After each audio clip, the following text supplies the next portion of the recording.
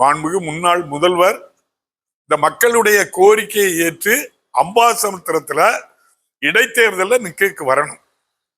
பெரிய தலைவர்கள் வெற்றி வாய்ப்பை இழக்கத பெருசா நம்ம எல்லாம் நினைக்க முடியாது. காமராஜர், அண்ணா போன்றவர்கள்லாம் வெற்றி வாய்ப்பை இழந்திருக்காங்க. அதனால இதுக்காக நம்ம என்ன செய்ய முடியாது. இந்த வெற்றி வாய்ப்பை இழந்தது ஒரு மிகப்பெரிய அளவுல ஒரு பாதிப்பு சொல்லி நான் நினைக்கல.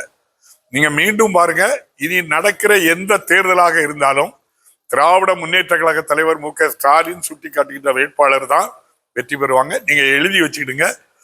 5 தொகுதி இப்ப இருக்கு. அம்பாசமுத்திரம், திருச்சி கிழக்கு, அப்படித்தானே?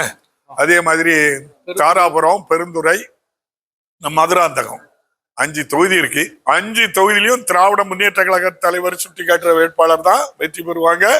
அம்பாசமுத்திரத்துல மாண்புமிகு முன்னாள் முதல்வர் திராவிட முன்னேற்ற கழக தலைவர் போட்டியிடணும். மிக அதிக வாக்கு வித்தியாசத்தில் வெற்றி பெற்று சட்டமன்றத்துக்கு செல்லணும் அப்படிங்கிறது எல்லோருடைய விருப்பமும். நன்றி, வணக்கம்.